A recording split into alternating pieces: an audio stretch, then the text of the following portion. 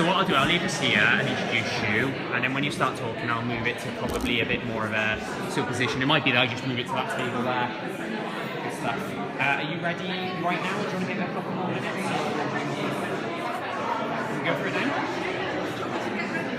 Yeah, can do. Thank you.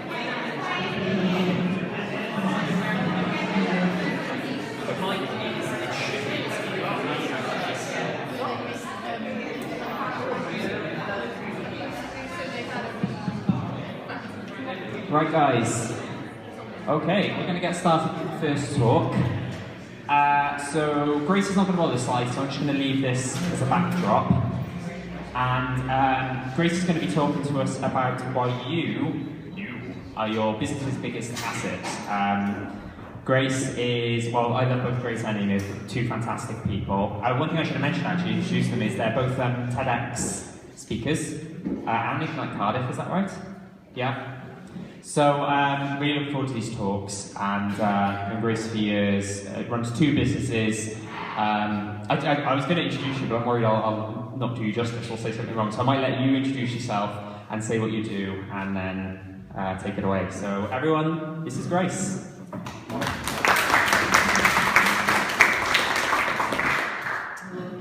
Thank you very much. I would love to tell you what I do, but that's kind of what I'm going to do here. So we might have to wait until it comes out in the talk, if that's okay. So what I wanted to share with you today is why you are your business's biggest asset. So a life in business is not for the faint-hearted. It is like taking a PhD in patience and positivity combined. But it is a journey with unique rewards. And I believe that when we build our business, it can instigate a personal transformation. I believe that in building our business, whether it is a micro business or a major corporation, we can change the world for the better. And I believe that in building your business, in making your dreams manifest, is a powerful act to engage with. And so, because of all that, I'm here today to talk to you about being able to do it effectively and sustainably from now and into the future. Because those all-nighters that we pull and the long hours that can refine us can also burn us out. And I really believe that you are the asset that makes your business wonderful. You're the engine that makes it worthy and running. And you have so much in you that I don't want to see you burn out by the content machine, by the internet that never sleeps, and so nor do we.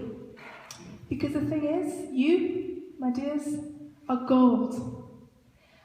However, no matter what you're made of, no matter how brilliant you are, if you're in that fire too long, if it's too hot, then anybody is going to burn up or burn out. And you are too valuable for us to allow that to happen to you. And if you leave here today with one thing from my talk, I would like you to make it that what you have to offer will never come back to the world in the form in which you offer it now. It will only ever come through in your way, in this instance, in this moment in time. And so we can't lose that. So let's take care to learn how to do it in a resilient, sustainable way, from our marketing to our business planning.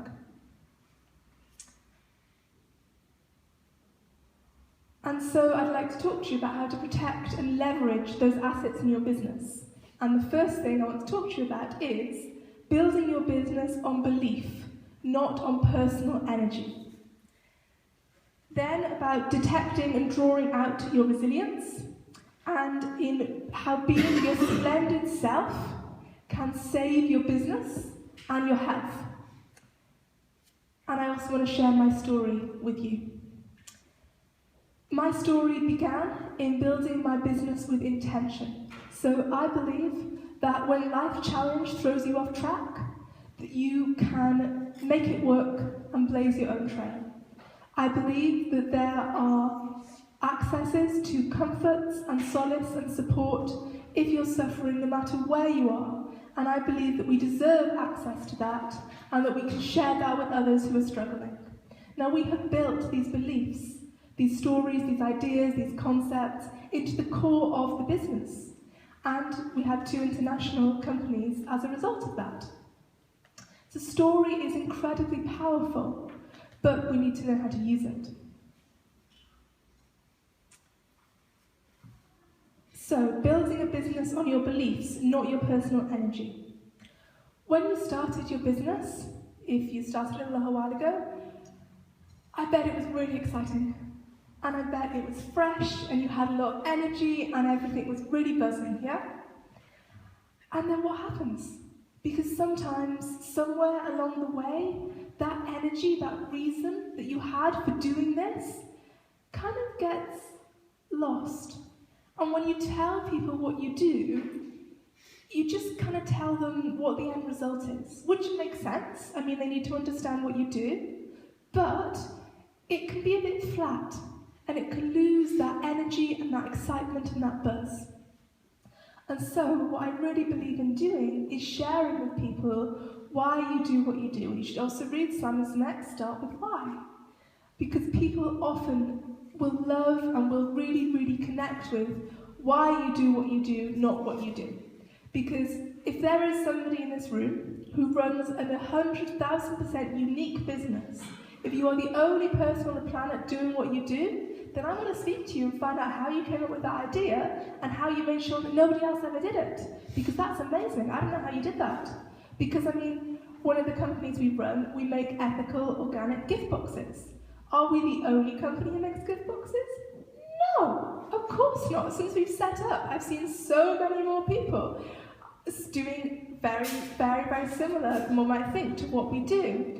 I have people every week who say to me, I want to do what you do. I want your job. I want to be you. I want to do what you do. And I think you're behind me. You need to do what you're going to do. And so when we do that, when we connect with what it is, and often people will think, maybe you've got a story, maybe I haven't got a story. But I believe that every one of us is offering something to somebody, and you are making your customer, your clients' lives easier by giving them something that they need. Because if they didn't need it, they wouldn't be paying you. Maybe you, I don't know, maybe you do graphic design. Fantastic. You are supporting people who need designs made. Maybe you are designing furniture. Why? Tell us why. Maybe you got bored of seeing chairs which were uncomfortable and a waste of a design opportunity. And so perhaps now you design them because you think every single piece of furniture that's made is an opportunity for upcycling, is an opportunity for comfort, and it's an opportunity to create something beautiful in our world which needs beauty. So tell people that when you talk to them. You're not just saying what you do, you're also saying why you do it and how it benefits them. A really practical example of this is when we met Steve and working with SEO. Sorry, Steve. Because I used to find SEO super scary, and I felt like it was this jungle of internet jargon, and I knew I was supposed to be doing it, but I didn't quite understand what I was supposed to be doing. But Steve has the passion to help small businesses find their way through that jungle, and he lives and expresses that, and I've seen that in his marketing materials. And so when we were looking for somebody, we went for him because he doesn't just share what he does, he embodies a excitement and a belief in what SEO can do for your business. And we remembered that and went to work with him. And so when you do that, when you share your reasons behind it, people remember you and they get excited, and then their excitement generates buzz and brings them to you and brings other people with them. It's much, much easier, I believe, than trying to kind of convince customers. If you've got a little bit of a movement, it's something which has its own energy, and that way it's not sucking yours and deplenishing you.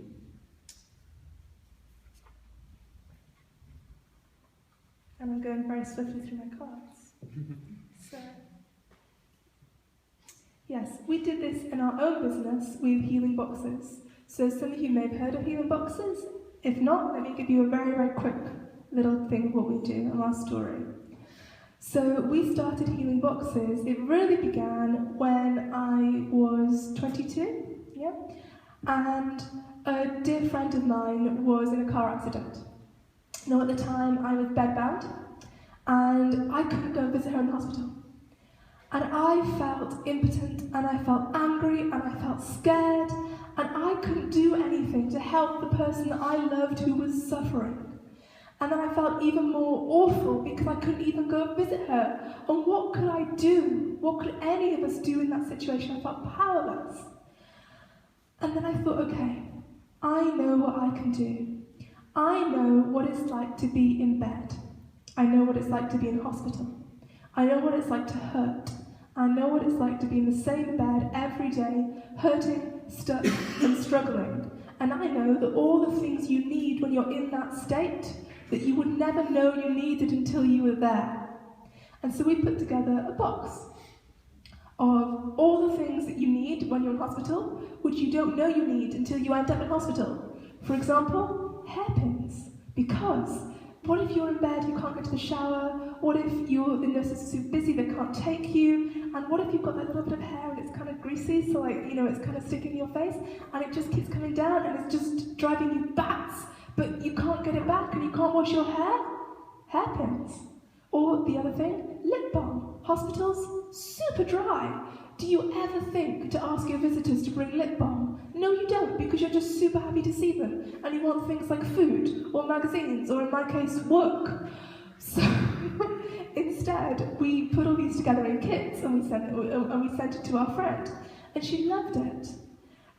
She was also in a car accident on the way to a Bon Jovi concert, so I also gave her a Walkman and some Bon Jovi discs, so she got to listen in hospital to do a little private concert. But I really appreciated that I was able to feel like I was making a difference, and even though all we had to do was wait to see how surgery and things went, I was still able to contribute. And I loved it.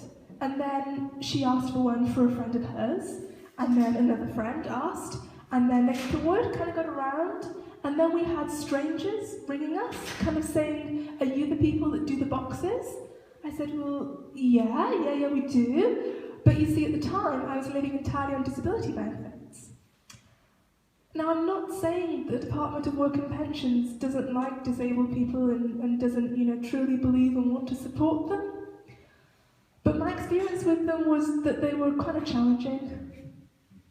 Yeah, I think I'm hearing some appreciation. Maybe some people have had contact with the Department of Work and Pensions in the room. And so I was super scared because we couldn't earn any money because I wasn't legally allowed to work. In fact, the day I got legally allowed to work, I sent out an email saying, "I'm legal, celebrate with me, hire me," which in retrospect may have had a slightly different connotation. Nevertheless, at the time, I was just giving away these boxes for my own money, and bearing in mind, living on benefits, not very much money. What you hear on the television about people on benefits, it has never been my experience. So, we were just making these little boxes, and then I was 22, and then the doctors thought that I had sarcoma, which is a very extensive type, in my case, a very extensive type of bone cancer. So that floored me. That's not what you're looking for when you get a scan. And obviously, I was terrified, and I didn't want to die. And I thought, you know what, if I don't have to go through chemo and radiation, if I don't have to now fight for my life on top of the chronic illnesses that I'm already trying to live with, I'm going to stop being scared and start living my dreams. So I was in hydrotherapy, and we took my brick of a phone, and I text myself with what my dreams were. And my dreams were to wear more earrings, to write and film and share my healing journey story, which I now do through my website, gracequantock.com, through the Trailblazing Wellness movement, and through my TEDx talk. And also to actually set up the Healing Boxes as a real live company, you guys, to actually make it real. And so we did. And from that came Healing Boxes. And I decided I was going to take 6 months and have a go at this business thing. Now bear in mind, I'd never had a job. I'd gone from doing volunteer work to being in university to nearly dying, and so I didn't know what I was doing. But I thought, let's go for it. Let's do this, because I truly believe that there is solace and support available to us when we're suffering.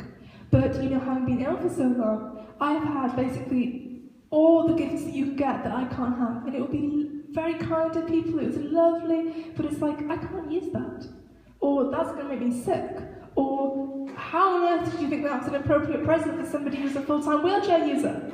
Come on! So it got frustrating, and so I wanted to put together boxes which are made by people who actually know what it's like to be in hospital, and who actually know how it feels and what you actually need, and boxes which are ethically made, ethically produced, that benefit the world, the people who are using the boxes, and the people who are giving the boxes because they feel like they're making a difference. And so with that story comes people's energy, and humans are meaning-making, meaning-seeking creatures. We are programmed to remember and repeat stories. So I imagine, my hope is that when you leave here today, you'll remember the story that I've told you. But if you create a story around your own business, other people may then remember the story that you tell them. And if you don't believe you have a story, if you don't believe you have a why, a really good exercise to start with is just to start writing, I believe. And maybe you'll write it 50 times, what do you believe? Or maybe you'll set a timer for 10 minutes and you'll write down what you believe for 10 minutes. And let's see what happens, let's see what comes up from that. So that's my first point. There we go. I've just been given a 5-minute timer by my husband, so I'm aware. I've not wanted to run over too much, so I'm going to speed this up a little bit.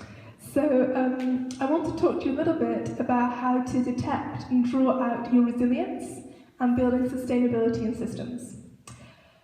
So when we do what we love, it energizes us, and when we do what we hate, like accounts, it drains us. But what if we can do what we love more of the time than we have to do what we don't love?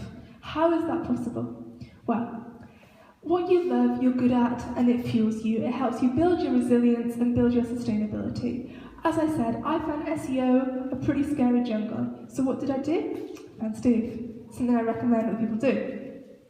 And even though it was something that felt, draining for me, working with Steve and his passion and enthusiasm was something which enabled to ignite my passion and enthusiasm for SEO. And that's what a great teacher does. So it's not just about outsourcing the things we hate, it's about really looking at our limited energy on the planet. Where are we going to put it? Where is it best needed? And can we release the task that we're not passionate about to somebody who is, or find a teacher that helps us to become passionate so that we can put our own energy into them. Another way to build our resilience and to make things easier for ourselves to maintain the limited energy that we have as humans is systems. You may have come across systems. I love systems. I love them so much. We love to have systems in the business. So, what are systems? Every single thing you do in your business can have a system. When you work with a new client, what happens? What do you do? What is every single step? Do you do it from memory every time? Do you have like a flowchart or a sequence? Do you ever forget steps? Do you ever think, oh God, I should have said that and I didn't? That's where a system can be really useful, because systems can hold you. Systems can hold everything that you need to carry, and they can do the hard work so that you can focus your energy on what you're passionate about and what you really, really need to be doing. And the way to start up systems to start is just to take a week. And it might just be really difficult, but maybe you'll do it and you'll be really glad to do it at the end, believe me. So everything you do in your business, write it down. What are you doing? Why are you doing it? How are you doing it? Where are you doing it? And is there any way that you could make it easier? Can you make it more energy efficient? Is there any way that you can make it easier for you and for your body? So ask that, and you do that every time. And eventually you can make a little manual for yourself, a little flowchart. And this is also really important in terms of legacy of exit plans of business planning. Because, I mean, everybody here is looking, you know, you're a wonderfully fit and healthy looking bunch of people. I'm super excited to see you. But we do need to think, if any of us, God forbid, died tomorrow, what would happen to our businesses? Whereas if you have systems and plans in place, that can hold that, which I think is so, so important. Not just for you, not just for your loved ones and your family, but also for the clients or the customers that you serve.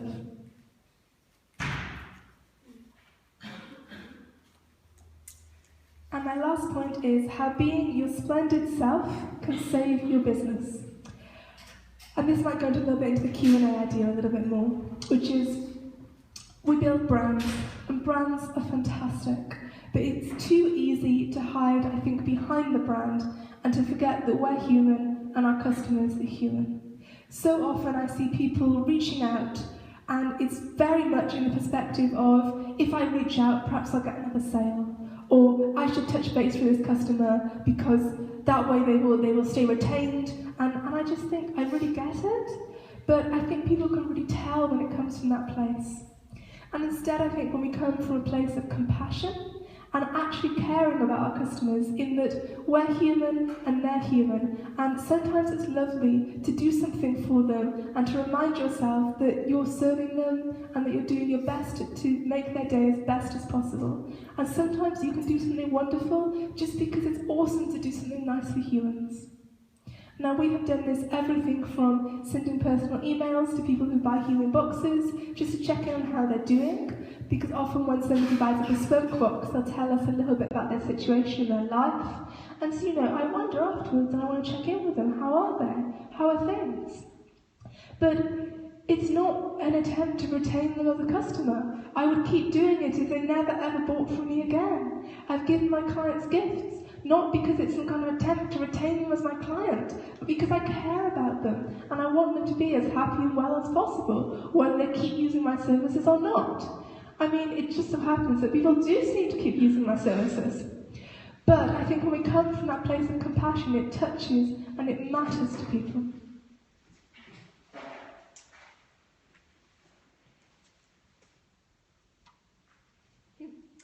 And at the end, my last point I'd like to make is to remind you that you are irreplaceable.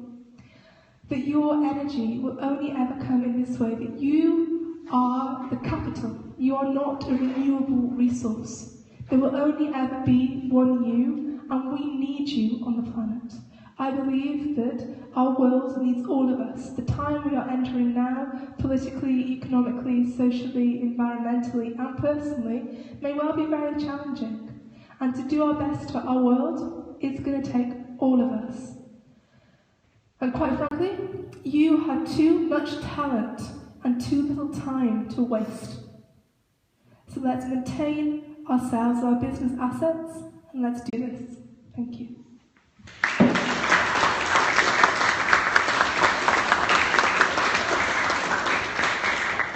Thank you, Grace. Right, we've got about 10 minutes. 10 minutes for Q&A now. And thank you for the shout outs to me. I did a little bit of work for Grace and Linus, as you might have heard. And I'll kick off the questions, because actually one of the questions I remember it was a while ago I did the work, I think it was like a couple of years ago. I know that you had some blog posts that performed really well with, I think you believe that and Google Analytics showed that people were finding you through Google. Do you remember what subjects those were and what made those, like the sort of reason behind why people were finding them and how they were finding them? And was it just Google? Was it other channels that people might have found them through? Okay, yeah, thank you. I think some of those popular posts on the website are all the ones that are being bedbound and bored. And when I first started working with Steve and you showed me that on Google Analytics they're the most popular, I'm sorry, this part of me went, oh, is it because people are bored in bed and they're like Googling like, you know, bored in bed, like for sex tips or something? And like, are they all really disappointed to find my website, which is like completely devoid of any sex tips? Like, sorry, you know? Although I do have articles on like dating and chronic illness and sex and chronic illness, so it's not 1,000% devoid of sex tips. But so I was really, at first I thought that, but no, people were actually searching for being ill and bored, sick and bored, bedbound and bored. And even today, these are some of our best performing posts, and they're coming through Google, but then also people are enjoying them and sharing them. We've got a lot of traction on Pinterest at the moment, a lot of bloggers are sharing. And I'm also, trying to leverage this, because if that's what people love, then let's give them more of it. So I've actually, this week, I'm finishing a little e-course on called Beyond the Boundaries, Finding Freedom and Fulfillment Within Four Walls, which is a little course on how to live your best possible life when you're bedbound, which contains what I believe is going to be the ultimate list of bedbound and bored things. I think we're heading to try and get 500 things to do when you're bedbound and bored, all of which have to be accessible for people with varying abilities. So yeah, that's coming through there. Brilliant. Okay. Thank you. Cool. Has anyone got a question for Grace? Don't be shy. Yes, sir, at the back. Darren. Do you partner with other commercial businesses? Uh, Why are you looking for other partners in commercial businesses? I've never been invited. Say again. So you're looking for other commercial businesses that might fit alongside your brand to promote you. That's something you're looking for. It's never something we've done. I'd be really interested to hear about it. Like, we've never done advertising, we've never paid for any kind of ads or anything. Everything's always just been by word of mouth. So I'd be really interested. It's a good idea. Anyone else? So, Right. So you don't do PPC at all? Pay-per-click advertising. No? No, I don't know what that was until you just... Okay. Did you see my blank face? Yeah. No, I just thought. Okay, I don't know No, what sorry. that is. No, I don't know. Is that just because you don't really know about it, or because you made a conscious choice not to do it? I don't think I've ever needed to. There we go. Yeah. Good stuff. I'm sure I had a couple of questions. If anyone else didn't have. Oh, you got another one. You spoke a lot about your beliefs and where you're going, but where's your long-term vision? Where do you see yourself sort of 2 or 3 years back from there? That's a good question. It's a really good question, but my answer is probably what you're hoping it's going to be, because I totally did that, and I had these plans where our business was going to be, and then we got there, and it was fantastic, but I thought, you know what, in my own personal life, it's like, I thought that the kind of person I'd be when I got to that place was a different person. So like, I think the day we did my TEDx talk, we decorated our house at the same time, so like, I was literally digging through like a bin liner to try and get my dress out and stuff, and like, the house was utter chaos, and I think I imagined that the kind of person I'd be when like, the company won certain awards, or when it got a certain number of international orders or something. I think I imagined that I'd be possibly some kind of more confident or more glossy version of myself. And then when I got there, I realised that I was still me, like flawed and wonderful and human. And so now I'm doing much less about goals, because I know that I'm very good at setting goals, and I'm fantastic at putting everything in to achieve them, like at the cost of my health, and basically everything else. Like, I'm super good at tunnel vision, and I'm just going to get to that goal, I'm going to do it. But is what I think will be at that goal what I'm actually going to get? So now we're doing things a lot more organically, so I'm just looking at what's going to happen when my business unfolds, and I'm really excited to see where it leads, and really to listen to what people are wanting, and to go from there rather than setting goals that I can hit. So it's much more organic unfolding at the moment. Okay. Any other questions? Yeah, go for it, Brett. What's been your sort of biggest challenge so far? How have you overcome that? It's a very good question. I think... What do you think? this is my husband who runs a business with me. I didn't expect you to ask me. The question is sort of ridiculous. I think the learning of business stuff has been quite new, because we didn't do it from a business background. Yeah, that's true. I think, we came into this very much from like a passion background, and also actually from an activist background. don't all go on Google and like click all the old links, yeah? But yeah, very much from an activist background. And so the business head aspect of it was something which took a bit of getting used to. And having to learn all these new things like SEO and how to file at Companies House. But you know what, every time I would say like, I can read Latin, I can do this, it's fine. Good stuff. Any other questions? I think I might have, oh, Kerry's one, cool. What's the second business? Is it linked to the...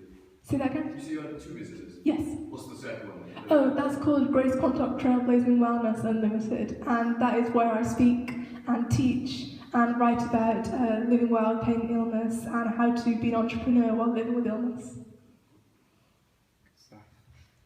I had one last question, unless anyone else had one. I've been thinking about this while the other questions have been going on, and I'm worried the answer is just going to be something like a yes. It's going to be a really long question, and you're just going to say yes. But I mean, to bring it back to what you were saying, and I'm a strong believer in this. Do you think that, say, Grace Quantock has helped to like sell more boxes through Healing Boxes than Healing Boxes has, for example? If you see what I'm getting at, do you feel that the personal aspect has been more beneficial to the rather than the brand itself? And do you think that you yourself have been more sort of responsible for that? And do you see what I'm trying to say? I do. No, I do. So, yes and no. But I think Healing Boxes has its own story.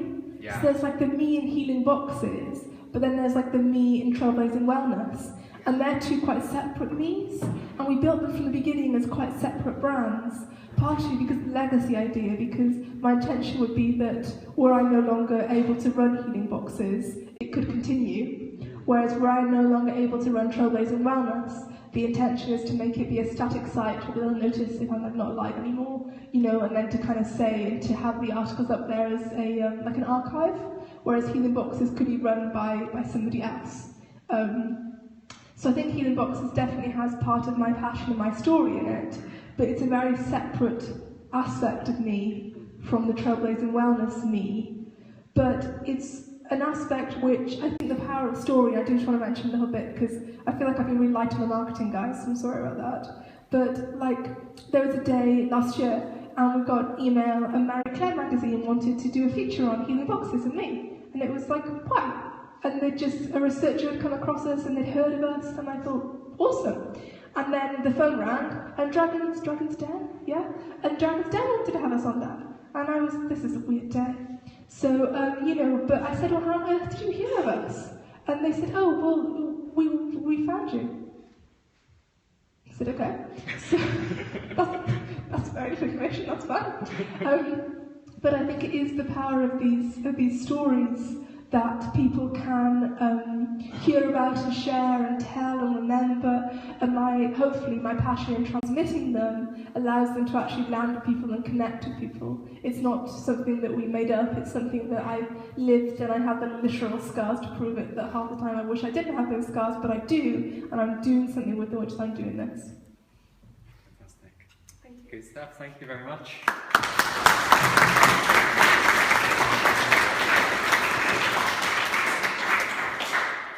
Thank you very much, Grace. Right, we're going to take a 5-10 minute breather and do a switch over, and then Amy's going to speak next. So feel free to grab more drinks, grab more food, and mingle. Thank you.